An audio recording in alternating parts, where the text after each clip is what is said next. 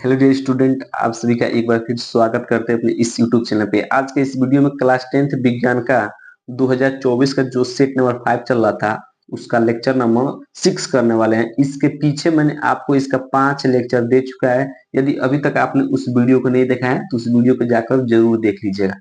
ठीक है, चलिए वीडियो को स्टार्ट करते हैं। और वीडियो को स्टार्ट करने से पहले यदि आप हमारे चैनल पर पहली बार आए हैं तो चैनल को सब्सक्राइब कीजिएगा, वीडियो को लाइक और एक प्यारा सा कमेंट जरूर करना है।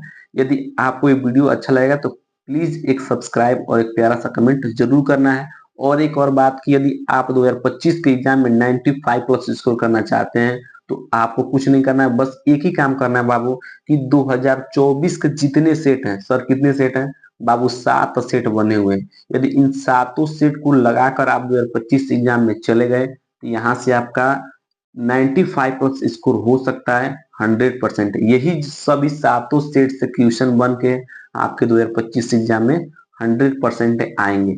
मोस्ट वांटेड सातों सेट होने वाला है। ये ऑलरेडी आपका 5वां सेट चल रहा है। इसके पीछे मैंने आपको 4 सेट को करा दिया है। हर एक प्रश्न का उत्तर मैंने लिख कर दिया है, न्यूमेरिकल को लगा दिया है ताकि आपको इधर उधर न खोजना पड़े। तो उन सभी वीडियो को जाकर आप देख लीजिए, वो सभी वीडियो चैनल के प्लेलिस्ट में पड़े हुए हैं। ठीक है, चलिए वीडियो को स्टार्ट करते हैं और इसके अगले वाले प्रश्न को हम लोग करते हैं। ठीक है, हमने इसके पिछले वीडियो में उपभाग 2 को स्टार्ट कर दिया था जिसमें हमने 25 और 26 प्रश्न को कर लिया था।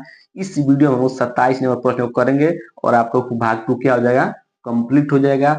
27 नंबर प्रश्न होता है, क्या होता है जब केवल संतुलित रासायनिक समीकरण लिखिए। मोस्ट वांटेड क्वेश्चन होने वाला है। इसमें आपको अथवा करके प्रश्न दिया है। ठीक है, तो इसमें किसी एक को ही करना है, दोनों को नहीं करना है।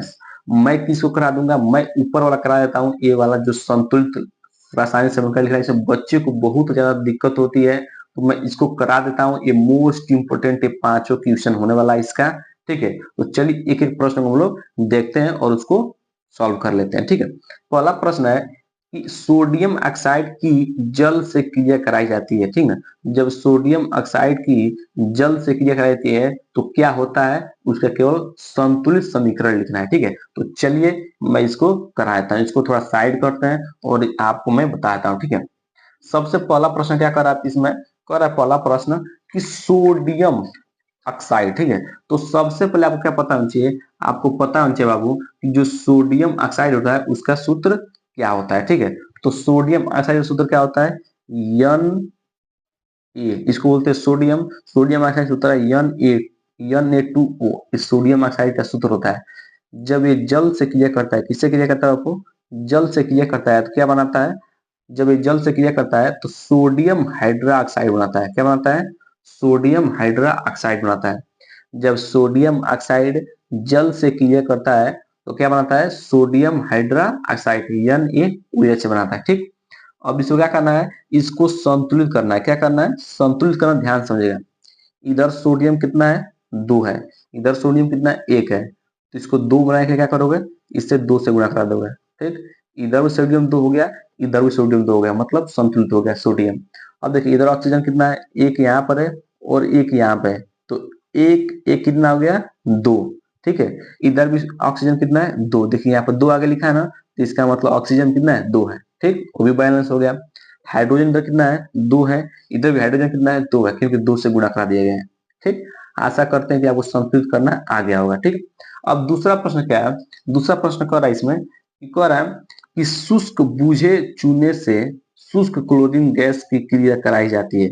शुष्क बूझे चूने से शुष्क क्लोरीन गैस की क्रिया कराई जाती है, तब क्या होता है, संतुलित समीकरण लिखना है। ठीक है, तो सबसे पहले आपको पता होना चाहिए कि बूझा हुआ चूना का सूत्र क्या होता है। ठीक है, बूझा हुआ चूना का। ठीक है, ये दूसरा आपका है, आप लोग जानते हैं बूझा हुआ चूना का सूत्र क्या होता है, CaOH2 का होल ट्वाइस। इसको क्या बोलते हैं, बूझा हुआ चूना। क्या बोलते हैं, बूझा हुआ चूना इसको बोलते हैं। ठीक है, इसकी क्रिया किससे कराना है आपको, शुष्क क्लोरीन गैस से, Cl2 गैस हो गया। ठीक, जब इसका जब क्रिया आप कराएंगे तो क्या बनता है, विरंजक चूर्ण बनता है। क्या बनता है, विरंजक चूर्ण। ठीक ना, ब्लीचिंग पाउडर जिसको बोलते हैं, CaOCl2। ठीक ना, जो आप बूझा हुआ चूना, जो ये आपने चैप्टर 2 में पढ़ा होगा कि जब बूझा हुआ चूना का आप जब क्लोरीन गैस से क्रिया कराते हैं तो क्या बनता है, विरंजक चूर्ण, और साथ में क्या बनता है आपका, जल बनता है। क्या बनता है, जल बनता है। ठीक। अब इसको क्या करना है, संतुलित करना है। तो चलिए एक एक को संतुलित कर लेते हैं। सी ए, इधर कैल्शियम कितना है, कैल्शियम कितना है, 1 है, ठीक है। और इधर भी कैल्शियम कितना है, 1 है, ठीक, ये भी संतुलित है। इधर ऑक्सीजन कितना है, 2, क्योंकि ऑक्सीजन के बार क्या है, 2 है, तो ऑक्सीजन 2 है। इधर ऑक्सीजन कितना है, 1 यहाँ पर, 1 यहाँ पर, तो ऑक्सीजन यहाँ भी 2 है, ये भी बैलेंस हो गया। इधर हाइड्रोजन कितना है, 2 है, क्योंकि हाइड्रोजन के बार 2 है, तो हाइड्रोजन 2 है। इधर हाइड्रोजन में कितना है, 2 है, देखिए यहाँ भी 2 से लिखा गया, ठीक। इधर क्लोरीन कितना है, 2, इधर भी क्लोरीन कितना है, 2। इसका मतलब संतुलित, ये समीकरण क्या है, ऑलरेडी संतुलित है, ठीक है। आशा करते हैं कि दूसरा प्रश्न आपको समझ में आ गया होगा, ठीक है। अब हम लोग चलते हैं तीसरे पर। तीसरा क्या है, कह रहा है कि एथेनॉल को सांद्र H2SO4 की अधिकता के साथ 160 डिग्री सेल्सियस से 170 डिग्री सेल्सियस ताप पर गर्म किया जाता है, तो क्या होता है आपको बताना है। क्या बताना है कि एथेनॉल को सांद्र H2SO4 की अधिकता के साथ 160 डिग्री से 170 डिग्री ताप पर गर्म किया जाता है, तो क्या होता है उसको आप देखिए। तो सबसे पहले आपको पता होना चाहिए कि एथेनॉल का सूत्र क्या होता है। एथेनॉल का सूत्र क्या होता है उसको ध्यान समझिएगा। एथेनॉल का सूत्र क्या होता है ध्यान समझिएगा। एथेनॉल को हम लिखते हैं C2H5OH, ये क्या होता है, एथेनॉल का सूत्र होता है, याद कर लीजिए, इसको बोलते हैं एथेनॉल, ठीक है। एथेनॉल किससे करा रहे हैं, सांद्र H2SO4 से। किससे करा रहे हैं, सांद्र H2SO4 से। और कितने डिग्री सेल्सियस पर, 160 से 170 डिग्री सेल्सियस हम लोग क्या कर रहे हैं, क्रिया करा रहे हैं, ठीक है। तो क्या बनता है, जब आप एथेनॉल की क्रिया जब H2SO4 से आप कराते हैं तो अब क्या बनता है, एथीन बनता है। क्या बनता है, ethene, CH2 double bond CH2, जो क्या बोलते हैं, एथीन। क्या बोलते हैं, एथीन, ठीक। आईपीएससी नाम पढ़ा होगा, आईपीएससी नाम जब लिखेंगे तो एथीन होगा, ठीक है। एथीन बनता है और प्लस में क्या बनता है आपका, जल बनता है। क्या बनता है, जल बनता है, H2O, ठीक। अब इसको क्या करना है, आपको बैलेंस करना है, ठीक है। तो बैलेंस कैसे करना है ध्यान समझिए। इधर कार्बन कितना है, इधर कार्बन आपको कितना है, 2 है। इधर भी कार्बन कितना है, 1 1 2, इधर भी 2 कार्बन है, बैलेंस है। इधर हाइड्रोजन कितना है, 5 यहाँ पर, 5 1 6, 6 2 8, देखिए 5 यहाँ पर, 1 6 और 6 2 8, 8 हाइड्रोजन इधर है। इधर हाइड्रोजन कितना है, 2 2 4 2 6। इधर हाइड्रोजन कितना है आपका, 6 हाइड्रोजन है। कितना हाइड्रोजन है, 6 हाइड्रोजन है, लेकिन इधर कितना है आपका, 8 है। तो क्या करेंगे, इसको 8 बनाने के लिए क्या करेंगे आप लोग, 8 बनाने के लिए क्या करेंगे आपको, यहाँ पे क्या करेंगे, 2 से गुणा कर देंगे, ठीक है। तो इधर हाइड्रोजन कितना होगा, इधर हाइड्रोजन 2 2 4 4 4 8 इधर हाइड्रोजन और 8 इधर हाइड्रोजन हो गया, मतलब हाइड्रोजन क्या हो गया, बैलेंस हो गया, ठीक है। अब हम चलते हैं ऑक्सीजन पर। इधर ऑक्सीजन कितना है, 1, यहाँ पे कितना है, 4, तो 4 1 5 ऑक्सीजन इधर है। इधर कितना ऑक्सीजन है, यहाँ पे देखिए 2, यहाँ पे कितना ऑक्सीजन है, 2 ऑक्सीजन इधर है, ठीक है। तो आपको 5 करना है, ठीक है। देखिए इधर ऑक्सीजन कितना है, 1 और 1 4 1 5 इधर है, ठीक। लेकिन इधर कितना है, टोटल 2 ऑक्सीजन इधर है। तो इसको 5 करने के लिए क्या करेंगे आप, 5 करने के लिए क्या करेंगे बताइए, 5 करने के लिए आप इसे क्या करेंगे, 5 से गुणा करा दीजिएगा, आपका संतुलित हो जाएगा, ठीक है। अब हम चलते हैं अगले प्रश्न पर। अब आपका अगला प्रश्न क्या है, वो आपका अगला प्रश्न है, चौथा नंबर प्रश्न है कि एथेनोइक अम्ल को सोडियम बाइकार्बोनेट से क्रिया कराई जाती है। जब एथेनोइक अम्ल को किससे क्रिया करा रहा है, सोडियम बाइकार्बोनेट से क्रिया कराई जाती है, तो क्या होता है उसका संतुलित समीकरण लिखना है। तो सबसे पहले आपको पता होना चाहिए कि एथेनोइक अम्ल का आपका सूत्र पता होना चाहिए, ठीक है, जिसको बोलते हैं सिरिका। क्या बोलते हैं, सिरिका, ठीक। ठीक है। तो एथेनोइक अम्ल का सूत्र क्या होता है, CH3COOH, इसको क्या बोलते हैं, एथेनोइक अम्ल, ठीक है। इसका सामान्य नाम इसको बोलते हैं सिरिका भी बोलते हैं, ठीक है। क्या बोलते हैं, सिरिका, ठीक। इसकी क्रिया किसे करा रहे हैं, सोडियम बाइकार्बोनेट। सोडियम बाइकार्बोनेट शुद्ध क्या होता है, NaHCO3, ठीक है।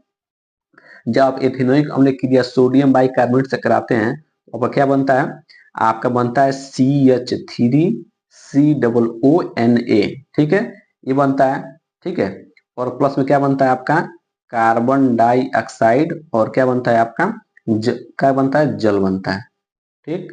इस तरह जब आप सिलिका का मतलब एसिटिक अम्ल का क्रिया जब सोडियम बाइकार्बोनेट से कराते हैं, ठीक है, तो आपका CH3COONA बनता है, कार्बन डाइऑक्साइड बनता है और जल बनता है, ठीक है। अब आप इसको खुद बैलेंस कर लीजिएगा। कैसे बैलेंस करना मैंने ऑलरेडी ऊपर बता दिया है, आप यहाँ से एक एक को क्या कर सकते हैं, बैलेंस कर सकते हैं। ठीक है, चलिए हम लोग अब अगले प्रश्न पर बढ़ते हैं। आपका अगला प्रश्न क्या है?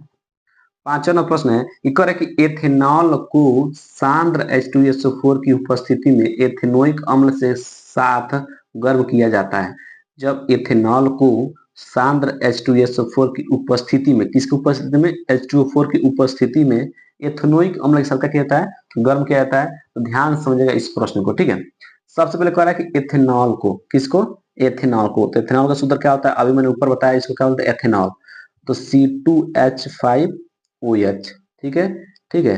किसके साथ क्रिया कराई जा रही है? आपका एसिटिक अम्ल के साथ। किसके साथ? एसिटिक अम्ल मतलब एथेनोइक अम्ल के साथ।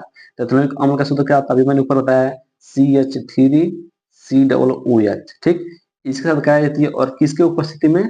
H2SO4 के उपस्थिति में क्या किया जाता है? गर्म किया जाता है। ठीक ना, एक गर्म का साइन हो गया। ठीक है, H2SO4 की उपस्थिति में क्या किया जा रहा है? गर्म किया जा रहा है।